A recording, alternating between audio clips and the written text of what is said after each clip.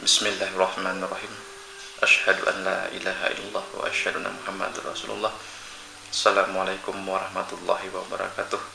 Kawan-kawan, sahabat-sahabat Handai Taulan, penonton YouTube channel saya dimanapun berada saat ini, semoga selalu Allah cucurkan rahmat, rezeki yang berlimpah, badan yang sehat kepada kawan-kawan semua sekeluarga dimanapun berada.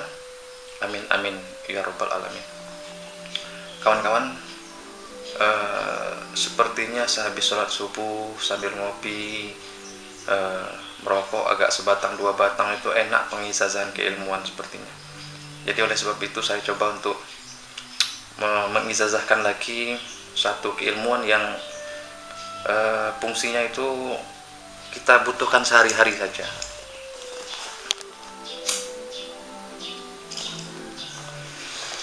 Ya, kita nggak pakai ilmu yang tinggi-tinggi ya, tapi gunanya hanya setahun sekali. Lebih baik pakai ilmu yang di akar rumput saja, tapi setiap hari memang kita perlukan. Nah, kali ini saya akan mengizazahkan keilmuan yang sekitar 9 tahun yang lalu ya, pernah saya tulis di blog Kampus Wong Alus ya. Saya juga sangat menghormati, salam rindu, salam kangen kepada teman-teman yang dulu banyak mensupport saya di blog Kampus Wong Alus. Di blog tersebut saya mengizazahkan Al-Fatihah setengah ya. Jadi metode membaca Al-Fatihah setengah untuk digunakan sebagai keilmuan. Nah, pagi ini saya mau mengizazahkan pamungkasnya daripada Al-Fatihah setengah tersebut. Jadi yang akan saya jelaskan ini adalah ma'rifatnya ya, ma'rifat Al-Fatihah setengah. Begini kawan-kawan, langsung saja ya, nanti penggunaannya kan bisa di belakang saya jelaskan. Maaf ya, ini kan ada 4 ini jari, ada 5 jari kita ya. Nah, pertama saya baca tanpa bismillah ya, bismillah tidak dihitung. Alhamdulillahirabbil alamin, arrahmanirrahim, maliki yaumiddin, iyyaka na'budu wa iyyaka nasta'in. Oke, berarti 4 ya. 4. Nah, ini yang satu ini apa? Nah, ini yang dinamakan Al-Fatihah setengah. Yang ini begini. Nah, jadi kan ini dari sini ke sini, dari sini ke sini setengah kan. Jadi ayatnya dibaca, penggunaannya langsung ini ya. Bismillahnya baca bismillah ya. Bismillah, alhamdulillahirabbil alamin, arrahmanirrahim, maliki yaumiddin, iyyaka na'budu wa iyyaka nasta'in. Ini yang setengahnya langsung dilipat begini. Nah, ini nanti setelah begini metodenya ditepukkan ke orang, itu pasti orangnya nurut. Jadi seperti mau gendam ya, tapi gendam putih ya, gendam dengan menggunakan kekuatan Al-Fatihah. Tepuk orang itu insya Allah pasti nurut ya, hanya digunakan di saat terjepit. Nah, sekarang saya kasih tahu, saya beri izazah ma'rifatnya. Nah, ini kan yang pertama tadi, jika ini dilipat maka jadinya Al-Fatihah itu jadi setengah ya kan. Ini sama ini, dari jarak ini ke sini, jarak ini ke sini kan setengah ya. Sementara 4 ayat inilah 4 ayat Al-Fatihah. Alhamdulillahirabbil alamin, arrahmanirrahim, maliki yaumiddin, iyyaka na'budu wa iyyaka nasta'in. Nah, rahasianya pada kalimat iyyaka na'budu wa iyyaka nasta'in ya. Teman-teman, sahabat-sahabat, pasti sudah sangat terbiasa dengan makna iyyaka na'budu wa iyyaka nasta'in. Arti redaksinya, kepadamu ya Allah kami menyembah dan kepadamu kami minta pertolongan. Jadi menurut kawan-kawan ya, menurut kita dulunya bahwa ayat ini adalah ayat kita yang meminta ya, padahal tidak kawan-kawan, salah. Bukan kita yang minta itu ya. Iyyaka na'budu wa iyyaka nasta'in. Kepadamu ya Allah kami menyembah dan kepadamu kami minta pertolongan. Kunci gendam Al-Fatihahnya di sini, atau kunci Al-Fatihah setengahnya di sini. Ya, kenapa? Karena ayat iyyaka na'budu wa iyyaka nasta'in itu bukan ayat kita yang Allah suruh meminta kepada Dia. Tidak, kawan-kawan. Tetapi itu ayat Allah yang meminta. Allah yang meminta supaya supaya manusia itu minta kepada Dia. Apa buktinya? Baik, kalau tabiat manusia yang meminta, itu tidak mungkin lafaznya menyembah dulu baru minta.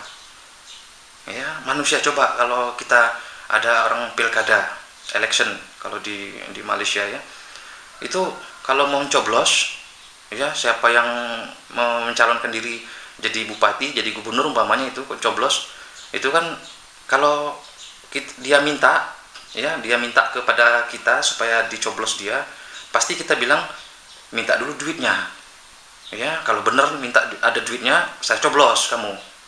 Berarti tabiat manusia, ya kalau berdoa itu minta dulu baru dia beribadah. Sementara pada ayat setengah Al-Fatihah itu beribadah dulu baru minta. Makanya itu bukan permintaan kita, itu rahasianya loh. Ya, di situ hebatnya itu. Beda dari ayat-ayat yang lain. Semua ayat yang lain itu kan manusia itu kan meminta kepada Allah. Nah, pada ayat Al-Fatihah iyyaka na'budu wa iyyaka nasta'in ini Allah yang meminta kepada hambanya, kepada makhluk tersebut untuk supaya makhluk itu mau minta pada Dia. Nah, bayangkan sudah Allah yang meminta supaya kita minta ke Dia. Ya, biasanya kan semua ayat itu kita dulu yang minta. Nah, mari kita lihat pada ayat lain dalam Al-Quran, bukti bahwa iyyaka na'budu wa iyyaka nasta'in ini adalah permintaan Allah kepada makhluk. Ya, kata Allah, tidak akan aku ciptakan jin dan manusia kecuali hanya menyembah kepadaku, hanya untuk menyembah kepadaku. Nah, ini kan sudah jelas. Kalau Allah meminta sesuatu, ya, itu selalu kalimat-kalimatnya, kalamullahnya itu menyembah, beribadah dulu. Nah, jadi iyyaka na'budu wa iyyaka nasta'in, kepadamu kami menyembah. Nah, kalimatnya kan menyembah dulu. Berarti ini kan kalimat Allah Ta'ala. Ya, bukan kalimat manusia, bukan tabiat manusia, bukan tabiat makhluk. Ini tabiat Allah. Ya, kepadamu kami menyembah. Jadi kalimat menyembahnya didahulukan, baru setelah itu minta. Ya, beda dengan ayat-ayat surat-surat yang lain. Surat yang lain itu tidak ada yang Allah langsung yang meminta. Ya.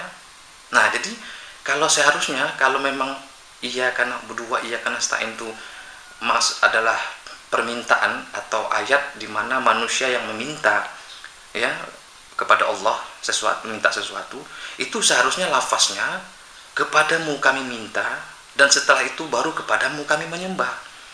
Karena tabiat manusia begitu. Kalau mau beribadah dia minta dulu. Ya, tidak ada tabiat manusia itu minta dulu, beribadah dulu baru minta. Nah, seperti contohnya pencoblosan pilkada tadi. Jadi iyyaka na'budu wa iyyaka nasta'in itu maksud arti ma'rifatnya adalah Allah yang meminta. Allah yang meminta kepada makhluk supaya makhluk itu meminta ke Dia. Wah, dibuka seluas-luasnya. Bayangkanlah, biasanya makhluk yang meminta. Sekarang tidak. Sekarang Allah yang meminta supaya makhluk itu minta pertolongan ke Dia, meminta ke Dia. Jadi kunci rahasianya Alhamdulillahirabbil alamin arrahmanirrahim maliki yaumiddin iyyaka na'budu wa iyyaka nasta'in. Ya, di yang setengahnya ini, ibu jari jempolnya ini dikasih pembatas supaya dia setengah. Jadi begini. Nah, lalu kita ucapkan, hai si fulan bin si fulan, ini Allah yang minta putus urat sarafmu. Atau hai fulan si fulan, ini pinta Allah putus tali akalmu.